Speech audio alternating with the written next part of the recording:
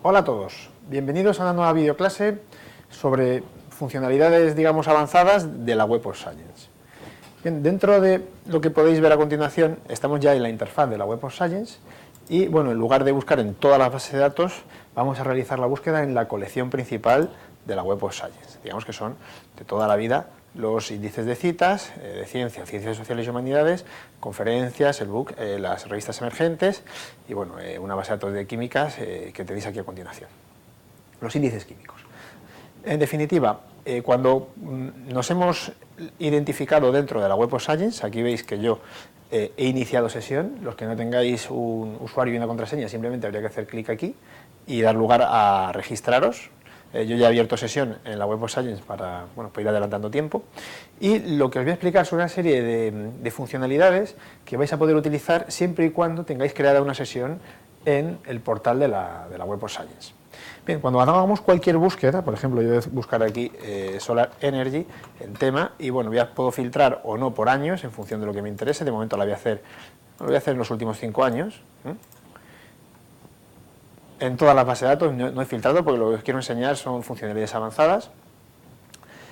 Veis que una de las cosas que os va a aparecer cuando estáis dados de alta son, por un lado, una información interesante, que son los artículos muy citados en el campo, que si hacéis clic en la copa te está diciendo que son artículos que han recibido un número elevado de citas y suficiente como para aparecer distinguidos con esta copa, y que, bueno, desde septiembre-octubre del 2018, que es la fecha donde empieza el cálculo, y se incluyen en el 1% de los mejores, o sea, de los más citados en sus campos académicos, en función del del umbral de los artículos. Estos datos los toma de los Essential Science Indicators, que es una herramienta que está aquí disponible en la Web of Science y que marca los umbrales, los percentiles, por número de citas en los que te ubicas en función de, pues eso, del número de citas dentro de tu área temática. Y luego los artículos populares en el campo son aquellos que están en el 0,1, o sea, todavía más exigente. Bien, esto nos va a permitir filtrar por este tipo de artículos, que lo podríamos hacer, lo voy a hacer en este caso, ordenar por el número de veces citado, por relevancia o por como queramos, y te va a ayudar. En este caso no hemos limitado a un periodo temporal, pero incluso si limitásemos por fecha, ordenásemos por fecha, podríamos ver los enfoques, digamos, más atractivos o que más citas han tenido en los últimos tiempos. O sea, enfoques que han gustado y que han sido muy citados en un lapso de tiempo breve desde que se ha publicado el artículo. Bien. Además, otra de las funcionalidades que vais a tener una vez que estáis identificados, repito, aquí en la Web of Science, si no nos va a salir, son las opciones de crear alertas. Estas alertas las podéis crear o bien sobre una búsqueda, que sería haciendo clic en esta campana que aparece debajo de la búsqueda. Incluso esta búsqueda la podríamos restringir a China y a los últimos 5 años, que también lo teníamos restringido. Vemos que nos aparece un número de resultados menor y, lógicamente, menos artículos muy citados y menos artículos populares. Pero en cualquier caso podríamos hacer una alerta sobre esta búsqueda directamente aquí, y si nos interesase un artículo en concreto podríamos hacer una alerta a las citas que va teniendo este artículo. Puede ser también un artículo nuestro que nos interesa saber o monitorizar, hacer un seguimiento de las citas que le van llegando dentro de la Web of Science. Entonces haríamos clic aquí para crear una alerta de cita sobre este artículo. Y hemos visto que en la página anterior tendríamos la opción de crear una alerta sobre la búsqueda global, ¿vale? Sobre esta búsqueda que hemos hecho con estos términos en tema. No lo voy a hacer porque no es el tema que nos interesa. En búsquedas y alertas, aquí podríamos gestionar todas las alertas que tenemos.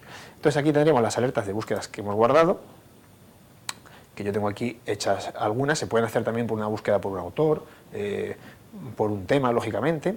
También podemos hacer alertas de revistas. Esto es, por ejemplo, si os interesa ver cuándo se publica la tabla de contenidos de una revista, se puede hacer, incluso descargaros la feed. Es tan sencillo como, como darle a agregar revistas y vas añadiendo revistas. Y las alertas de citas, estas, os lo voy a repetir, esto simplemente es entrando a un artículo en concreto y haciendo clic en crear alerta de cita. Hay que desplegar el artículo, el registro completo de este artículo, para crear esta alerta de cita. Y otra funcionalidad muy interesante que está dentro de la Web of Science y es solo para usuarios registrados, está dentro de la Web of Science, pero dentro de esta herramienta, que es el Journal Citation Report. Una vez que estáis identificados en la Web of Science, cuando accedáis al Journal Citation Report, yo ya tengo abierta aquí en esta pestaña las opciones, veis que va a aparecer aquí el correo electrónico con el que estáis identificados, y os va a permitir personalizar los indicadores que aparecen en la Web of Science. Y hay en el Journal Citation Report, perdón. Y hay un indicador muy interesante, a mí me lo parece por lo menos, que es este de documentos considerados como citables a efectos del cálculo del factor de impacto y demás, que utiliza esta herramienta, que es el JCR, el Journal Citation Report, el ranking de revistas. ¿Esto para qué os sirve? Pues muy sencillo, os va a servir normalmente cuando no abrís esa sesión, no os va a aparecer esta columna, que es el de los documentos citables, y por defecto siempre se van a ordenar por factor de impacto, que es lo normal. Pero si hiciésemos clic en esta columna, ya nos va a ordenar por el número de documentos publicados. Y aquí veis que, por ejemplo, la campeona mundial es Scientific Report, con 24.000 artículos, desbancando en los últimos 2 años a PLOS ONE, que viene publicando una media, bueno, siempre superior a 20.000 artículos en los últimos años. Bien, esto dicho así, pues es un poco genérico, pero luego esto lo podéis aplicar a vuestras disciplinas. Imaginaros que os interesa la investigación educativa, y podéis marcar esta categoría que es educación, por ejemplo, y haríamos clic aquí en enviar. Y aquí vemos que también tendríamos ordenados los artículos, las revistas, perdón, por el número de artículos que publican, en este caso. ¿Esto para qué nos va a servir? Pues esta información es interesante, lo mismo podemos hacer en economía. Esta información nos va, o incluso uniendo 2 categorías también se podría hacer, nos va a servir a la hora de elegir la revista en la que nos interesa publicar. Una vez que tenemos 2 o 3 candidatas, nos podemos fijar en el número de artículos que publican al año. Lógicamente, una posible medida o una métrica que nos puede ayudar a elegir entre 2 revistas que nos parecen a nivel cualitativo de igual importancia sería el número de artículos que publican al año. No es lo mismo mandar un artículo a una revista que publica 30, 40 artículos al año que a una que publica 400. Entonces se puede entender que, aparte de la frecuencia de publicación, en la que publica 400 al año va a ser más rápida y que en cierto modo va a ser más sencillo pasar por esos filtros de calidad, incluso en revistas que están en los mismos cuartiles.